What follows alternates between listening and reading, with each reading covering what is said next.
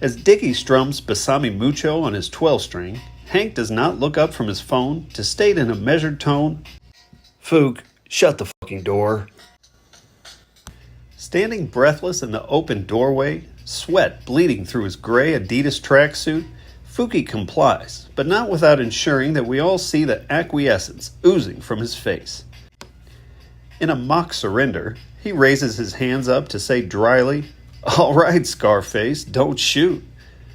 Wearing only a pair of Ray-Bans and a silver necklace that looks like a string of animal beads, Gonzo lazily stamps out a cigarette in the black plastic ashtray on the table, allowing the smoke to continue burning.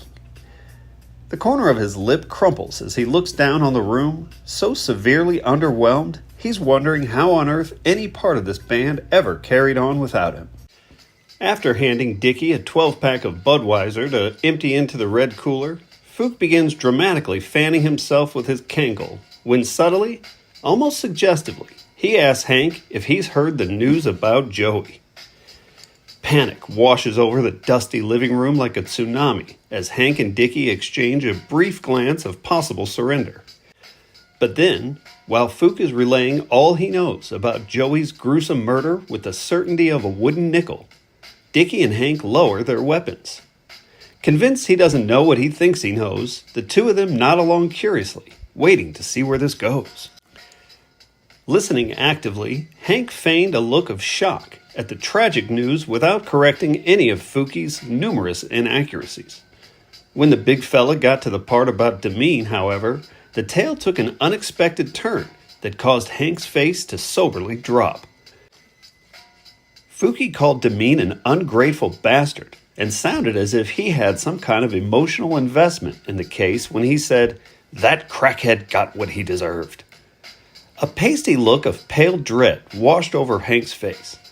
Fooky's eyes widened as he gestured for us all to find a seat. "What? You didn't hear? Yeah, dude. Demeen was found dead yesterday. That motherfucker robbed Joey for a ton of coke, sliced him up with a butcher's knife, then did so much fucking blow he dropped dead of a heart attack right there in his living room. Now no one in town can get any fucking yo." Contemplating the meaning of all this, Hank inhales a deep breath.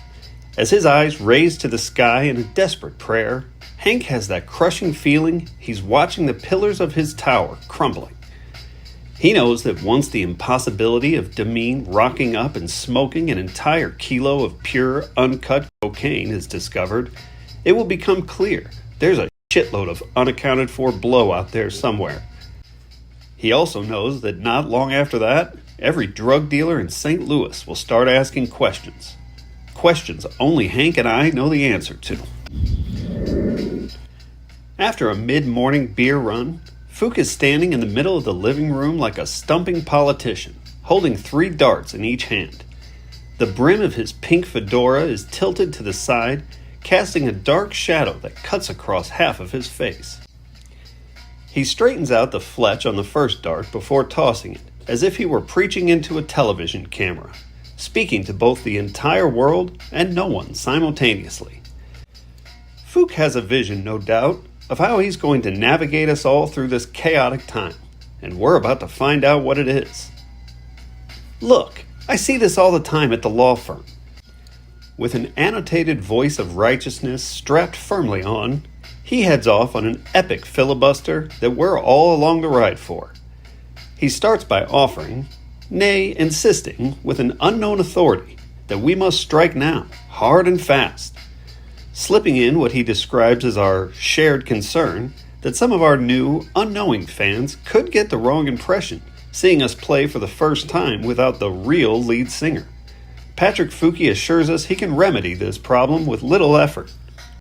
He then begins talking with a contained enthusiasm about a local label that he's been writing depositions for.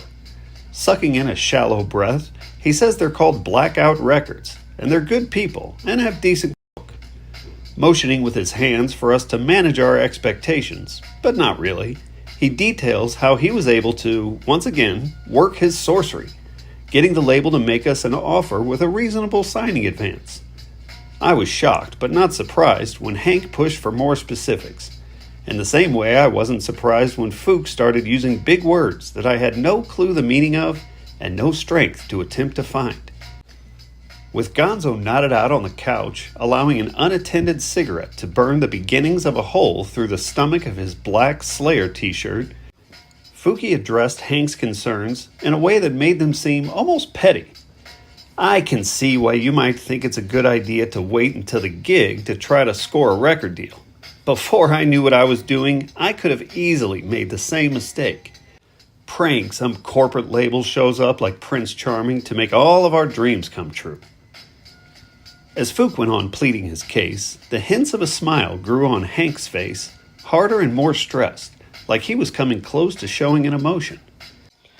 Look, Halloween is 3 weeks away, Fooky is saying. That's a lifetime in Merry Pranksters years. He's not wrong in saying, trust me, we don't want to wait till then. We want to strike now, while the iron is hot, or by the time Halloween rolls around, this whole thing could blow over and no one will care. Searching my pockets for a benzo to combat a growing angst, I looked at Dickie for a reaction, then to Hank, who was less enthusiastic but not quite protesting. Catching himself before the grin grew to a full smile, Fooky finished. Look, don't worry. If we get a better offer later, we can just break the contract. I've seen it before. Dude, this happens all the time. Later, after placing the final Budweiser can on the eye of a giant brewski pyramid, Gonzo stumbled out of the bathroom, sending the fragile aluminum pyramid crumbling to the ground. As if irritated by the commotion, he scratched lazily at his right arm and asked, "Hey, has anyone heard from Joey?" While Hank and I share a flashing glance of mild paranoia, Gonzo's obliviousness was mocked by Fook and Dickie. They heckled him so severely with iron hands, all he could do was shake his head and wonder whether, by the time we got good enough for him to take this band seriously, would there be any band left to rule over or any audience left to hear it. He took a long, desperate drink from a bottle and decided that dreams don't really come true. By the time Armante finally pulled up in the Impala with Ryan Barnes, a small group of protesters had gathered across the street. They were chanting aggressively how we were the new face of Hitler Youth and would not be tolerated, although not one of them was darker than an albino Timbavati lion. We each picked up a golf club from the door, chucked a cooler full of Budweisers over our shoulders, and headed out to the park. After Armante hushed the angry mob with a warm smile, Gonzo flashed Tay a shot of the old stink eye, stole the 7-iron from his hand, and mumbled weakly, "It's my fucking band, bitch." Past the playground, Becky bats her eyes in a cartoonishly exaggerated way towards Armante. He cracks an almost bashful smile, tells her she's looking fine today, but keeps on walking. Barnes pulls his white Hanes t-shirt over his buzzed white hair in a way that has Nyjah extending her usual invitation. He waves her off too, however, both more interested in continuing their heated debate on whether putting Bob Marley ahead of Peter Tosh in the Wailers was a sinister, quasi-racist move or an act of genius. With the dying autumn sun shining down on the park from high above, listening to Tay and Barney having a genuine conversation feels like some pagan baptism. I have to keep reminding myself that there is no deeper agenda at play here. Their aim is true. It's like listening to two retarded kids arguing over whose shit smells worse. The first thing Valerie wanted to do when she walked back into my life was come down here to the park. I realized it had been almost exactly a year because the last thing she said to me as she walked away was this was her favorite time of year. The crisp autumn air carries a slight hint of patchouli as it blows in from the forest that feels like a wispy fairy tale illustrated in the soft watercolors of a picture book. I envision the yellow sunlight gently accenting each strand of dark native hair falling wildly on her pearl white scarf as I hear Val speak longingly of deciduous trees in the fall. They lose everything, but they never seem to die. Speaking of the trees as family, she attributed bravery to them. They not only lose their leaves, but they shed their branches too.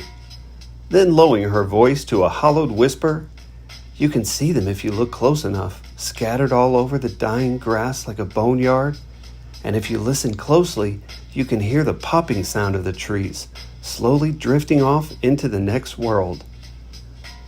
Knowing she didn't just see that in a meme somewhere, but had an intimate relationship with the natural world that I'll only ever experience on some psilocybin trip blows me away. The way her giggle enchanted the spirits of the forest when she would talk about her childhood on the reservation brought joy to an otherwise cruel world. Then, like the rising of the sun, after an unknown trigger, her smile would quickly vanish, replaced with burning tears. Like flaming arrows shooting across the sky, we casually chipped golf balls back and forth across the park. I noticed there was a tone Fooky used when he was talking about patching things up with Megami. Subtle facial expressions that suggested there was something he was not telling us about that abortion of an interview with April from the Riverfront Times. Almost rhetorically, he asked if we'd ever heard of a new local band called the Hollywood Buskers. When we said no, however, he simply carried on, casually saying, well, you know how she is. Megs just wants us to think she's got other offers. It's a common negotiation tactic. Dickie mentioned something about an article he read concerning her perilous journey here from Japan. It was only memorable because he said it was the cute way she was quoted as saying, "What the heck in the world?" While that saga sounds horrific, I'm a sliding blues guitar running up and down the neck. With a 7-iron, I chip a golf ball from the pavilion aimed at a protest sign that reads, "Violence is peace," that slices wide against the wind. The point I'm struggling to get across to the boys is that it seems like we're playing a whole new game now. As the shadows of the forest play a round of grab-ass with the swings beneath the setting sun, I catch a glimpse of one last scene with all of us in it. Walking through in Kanto Park together, it's funny. It looks like a happy scene, with plastic Dracula fangs hanging from the skeleton trees. I'm searching for a way to say, look, while the Hollywood Buskers, I say this with an air of contempt, or whatever they call themselves, could be in the running, think about it. Shit is blowing up right now. She could get any band in the world to play the Halloween gig.